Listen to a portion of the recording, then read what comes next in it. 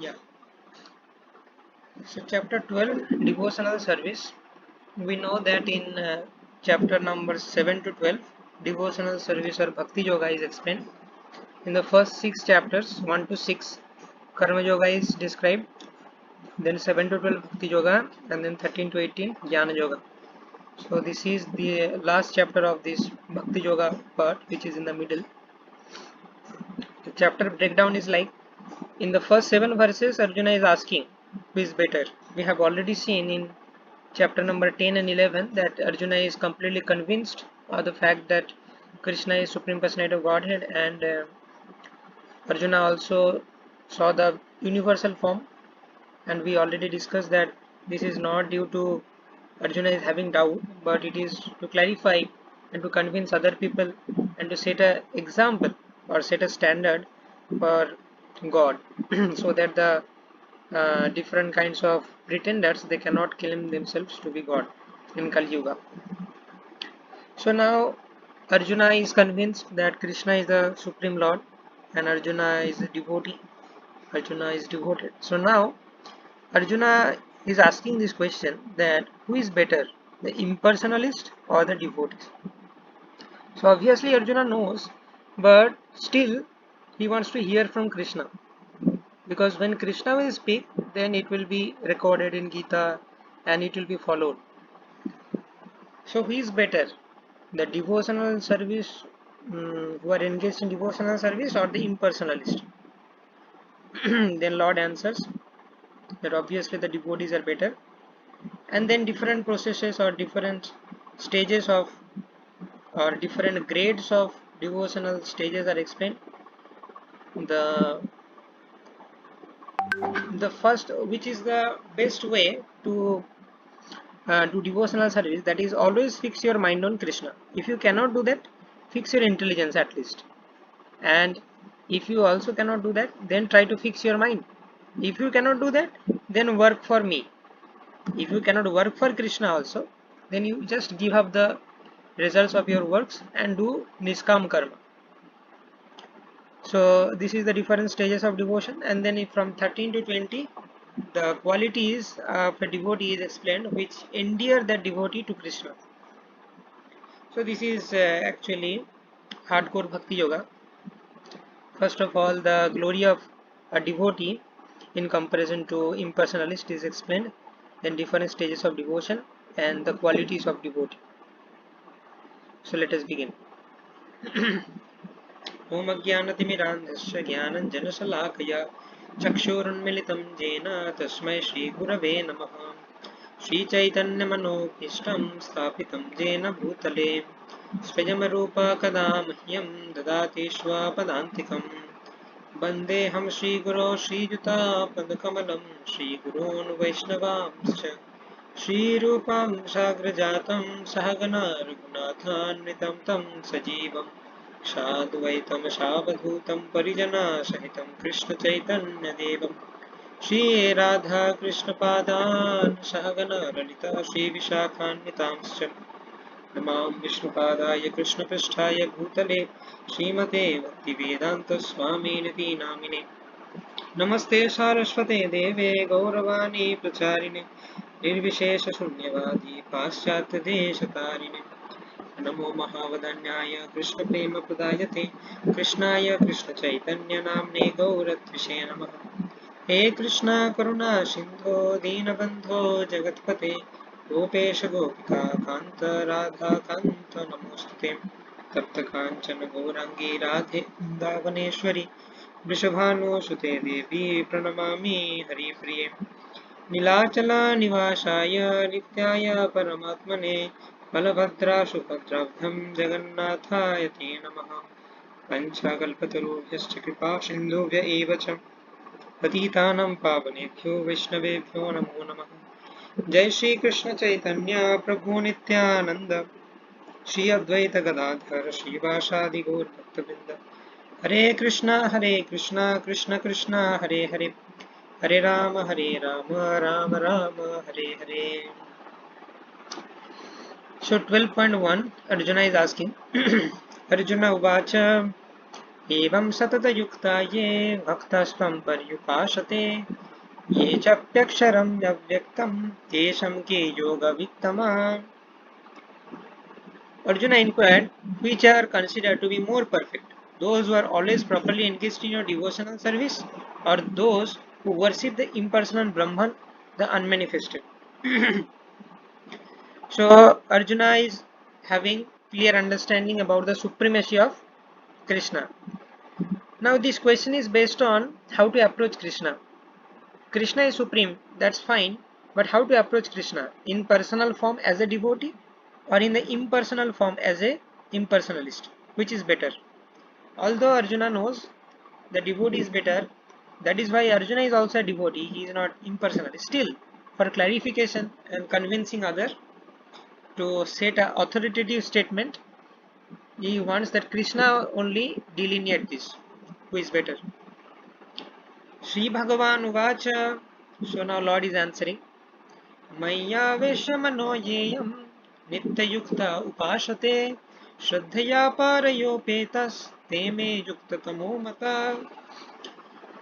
The Supreme Personality of Godhead said, those who fix their minds on my personal form and are always engaged in worshipping me with great and transcendental faith are considered by me to be most perfect. So Lord answered that the devotees are better.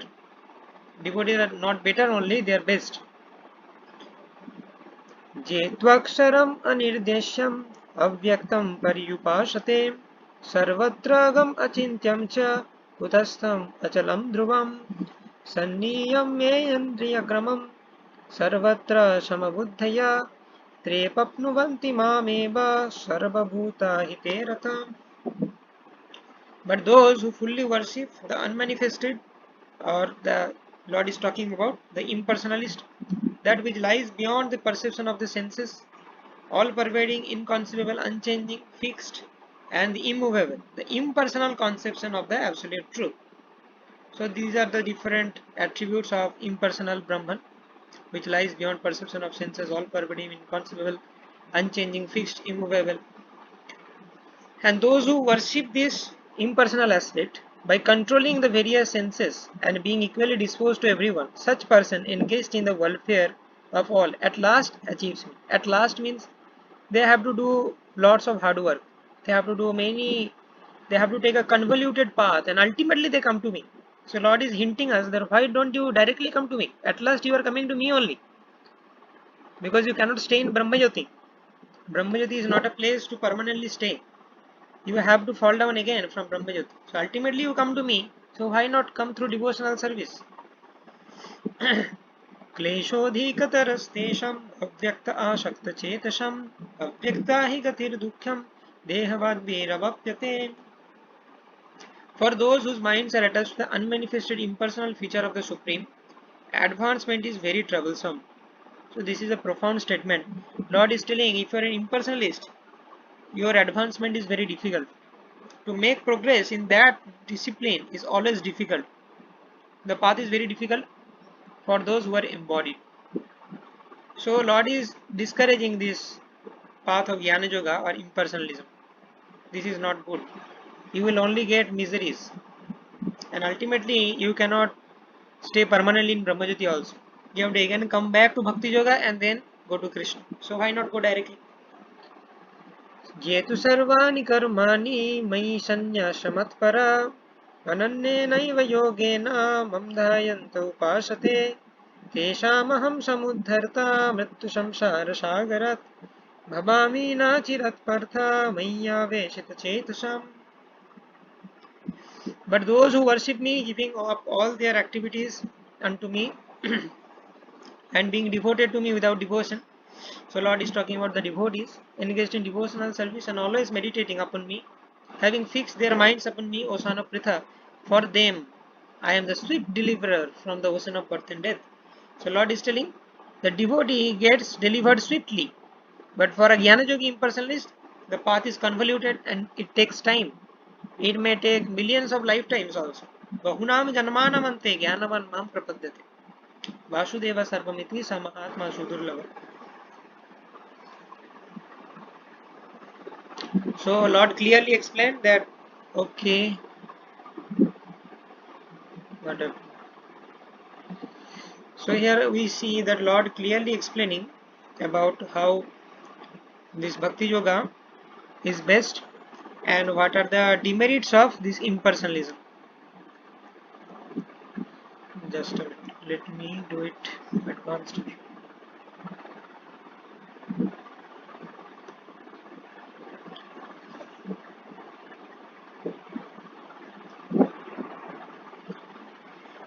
मय्येवामना अधष्ट मयि बुद्धिं निवेशय निवासिष्यासि मय्येव अत ऊर्ध्वं न संशय.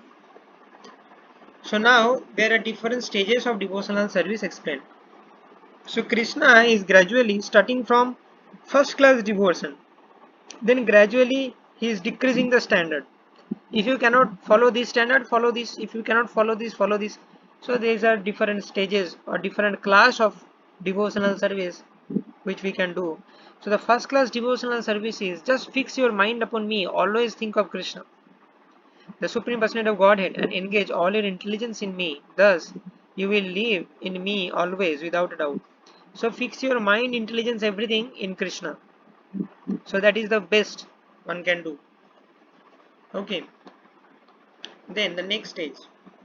अथ चित्तं समाधातुं न शक्नोषि मयि स्थिरम् अभ्यासयोगेन ततो मामिच्छप्तुं Dhananjay.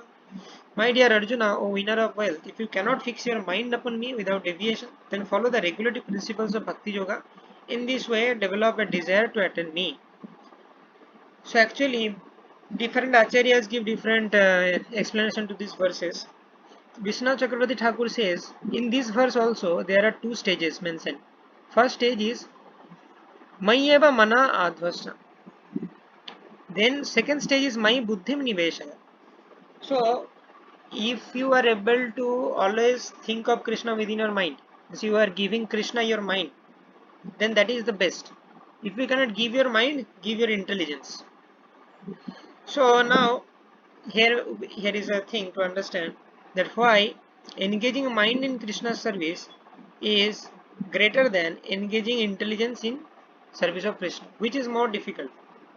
The engaging mind is in Krishna's service is actually more difficult, because mind is restless and you are fixing the restless mind in Krishna. So that is more difficult. So for example, we can give like to chant 64 rounds, it will take around 8 hours. So if I tell you that okay, chant 64 rounds continuously, fix your mind on Krishna, the holy name of Krishna. So that is one task. And then I give you another Shiva, that okay, there is a Janmashtami festival happening and you have to manage the entire event. So you plan out everything, when, what will happen, make the schedule, make all arrangements. So that is engaging my intelligence. In the first case, chanting holy names for 8 hours, engaging mind. So we can see that engaging our intelligence is little bit easier. So we can do this task, we can make a schedule and we will enjoy making the schedule and managing events, everything happening. We will enjoy this. But we will feel monotonous to continuously engage our mind for 8 hours in the holy name of Krishna. So that is more difficult. So that is why engaging mind is the first class. If you cannot engage mind, then engage your intelligence. Okay. And if you cannot do this, then what you do? Then na shaknoshi mahisthiram, means if you cannot do that, if you cannot fix your mind or intelligence, what you should do? Abhyasa yogena tata, you should try. You should try. So first class is engage your mind. Second class is engage your intelligence. Third class is that if you cannot engage your mind or intelligence, try to engage your mind and intelligence in Krishna service. Mamichhaptum dhananjaya. Then if you cannot try also to engage mind and intelligence, then what you should do? Abhyasepi asamarthoshi matkarma paramo bhava madartham api karmani kurvan siddhim avapshashi. If you cannot practice the regulations of Bhakti Yoga, then just try to work for me, because by working for me, you will come to the perfect stage. So this means that I am working, I am earning money and I am giving the fruits to Krishna. So that is working for Krishna. So the first class devotion is you are always Krishna conscious. You are thinking of Krishna within your mind. You are engaging your intelligence in Krishna service. You are always Krishna conscious. That is first class. If you cannot do that, you try to become Krishna conscious. Try to engage your mind intelligence in Krishna service. If you cannot do that also, then you work independently without Krishna, without thinking of Krishna. Then you give the fruit to Krishna.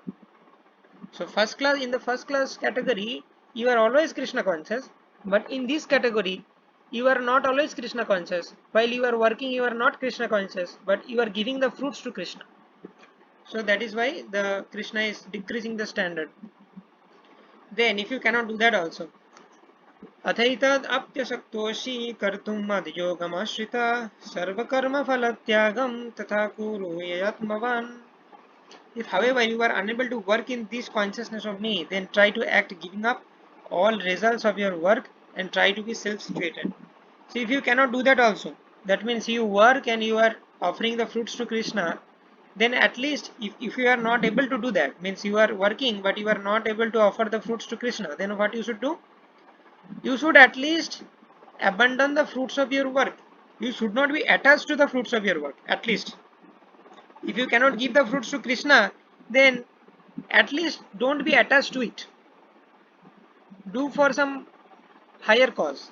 If you cannot do it for Krishna, do it for someone else, like philanthropic works like that. Do not be attached. Do not be a sakam karmi.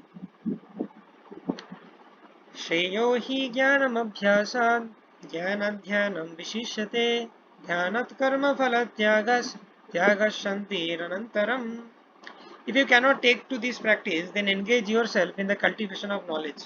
Better than knowledge, however, is meditation, and better than meditation is renunciation of the fruits of action. For by such renunciation, one can attain peace of mind. So this is basically again summarizing that if you cannot do that, engage yourself in the cultivation of knowledge, means engage your intelligence. If you cannot always think of Krishna within your mind, engage your intelligence in Krishna service. If you cannot do that also, okay, no, actually here it is told that better than knowledge, means better than engaging your intelligence is meditation, means engaging your mind, and better than meditation is renunciation of the fruits of action. So now there is a catch. So we already knew that the stages are like, the first class is engaging your mind, second class engaging your intelligence. If you cannot do that, then work for Krishna. If you cannot do that, then just renounce the fruits of your action. So the stage is engaging mind, the number one. Second is engaging intelligence. Third is try to engage mind and intelligence. Fourth is work for Krishna. Fifth is renounce the fruits of action. But here it has been mentioned, then better than knowledge is meditation. That is fine. Engaging intelligence means knowledge, and then engaging mind means meditation. So engaging mind is better than engaging intelligence. But how renunciation of the fruits of action can be better than meditation? Meditation means thinking of Krishna within mind, that is the best. So actually this is from the perspective of the practitioners. This is not in the absolute perspective.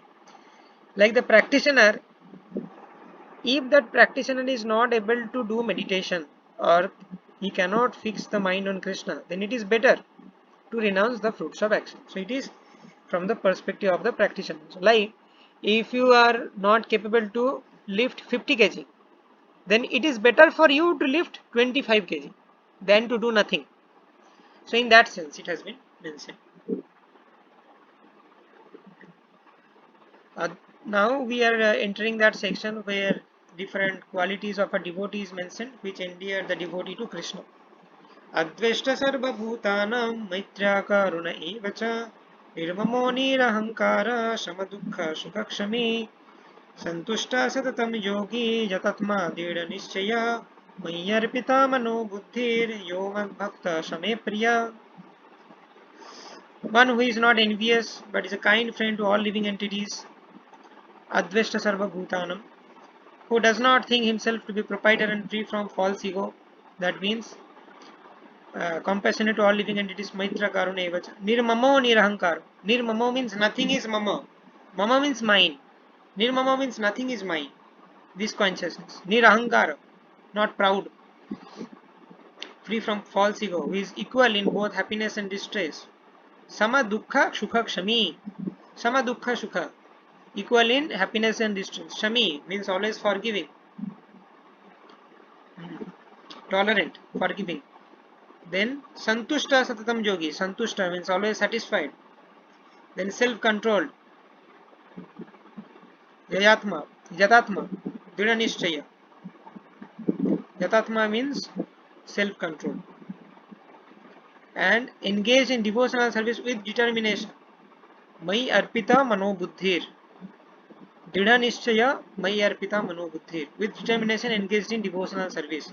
Jo Mad Bhakta, Shame Priya. And engaged in devotional service. Mind and intelligence fixed on Krishna. Such a devotee is very dear to me. So we have to cultivate these qualities by practicing Bhakti Yoga to become dear to Lord. Jasmannodvijate loko lokanodvijate chaya harsamarsa bhayadvegar muktoya sachame priya. He by whom no one is put into difficulty means who causes no pain to others and who is not disturbed by anyone, who is equipoised in happiness and distress, fear, anxiety is very dear to me. Equipoised, causing no pain to others. These are the different qualities.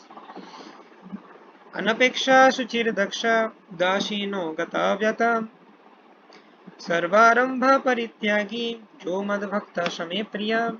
My devotee who is not dependent on the ordinary course of activities, who is pure, expert, without cares, free from all pains, and not striving for some result, is very dear to me. So a devotee of the Lord is not dependent on material activities. He gets spiritual happiness from spiritual practices.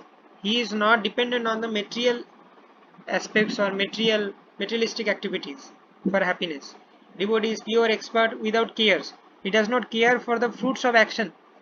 Niskam, free from all pains, not striving for some result, very dear to me. जो न रिष्यति न द्वेष्टि न शोचति न कांक्षति शुभाशुभ परित्यागी भक्तिमान यश मे प्रिया. One who neither rejoices nor grieves, who neither laments nor desires, and who renounces both auspicious and inauspicious things, such a devotee is very dear to me. So a devotee will not consider which is auspicious or inauspicious materialistically, right? Like, for example, during the eclipse moment, it is considered to be inauspicious. When someone dies in our family, the period is considered to be inauspicious. But a devotee will not stop worshipping the Supreme Lord, chanting the holy names in these conditions also. So devotee does not discriminate auspicious or inauspicious things on material platform. Whenever there is chanting of holy names of Krishna, worship of Krishna, inauspicious things also become auspicious. So this is the quality of devotee. Samashatru cha mitra cha तथा मानापमानयो शीतस्ना सुख दुःखेषु शमसंगा विवर्जिता तुल्यनिन्दास्तुतिर्मौनी सन्तुष्टो येन केनचित् अनिकेत स्थिरामतिर्भक्तिमान् मे प्रियो नरा. One who is equal to friends and enemies, who is equipoised in honor and dishonor, heat and cold, happiness, distress, fame and infamy, who is always free from contaminating association, always silent and satisfied with anything, who does not care for any residence, who is fixed in knowledge, and who is engaged in devotional service. Such a person is very dear to me. So a devotee is equipoised, and this comes through devotional service. If you are practicing devotional service, then in all conditions you will be stable. You will not be carried away by the happiness and distress of this world. You will be always fixed in devotion to Krishna, and you will accept everything what Krishna is giving you. That is why always silent and satisfied with anything, whatever Krishna gives. ईशावास्यम idam sarvam jatkincha jagattam jagat tena taktena bhunjita ma gridha kashvashethanam. A devotee is satisfied with whatever portion Krishna has given. He does not encroach on others' properties. And the last sloka of this chapter, Jetu dharmamritamidam yathoktam pariyupashate Shraddhana mat parama bhaktaste tiva me priya. Those who follow this imperishable path of devotional service and who is completely engaged themselves with faith, making me the supreme goal, are very, very dear to me. So actually, throughout the whole chapter, the glories of Bhakti Yoga is sung, and also how Bhakti Yoga is superior to impersonalism and different classes of practicing devotional service. This has been explained in this chapter. Okay, so Srimad Bhagavad Gita as it is ki jai, Srila Prabhupada ki jai.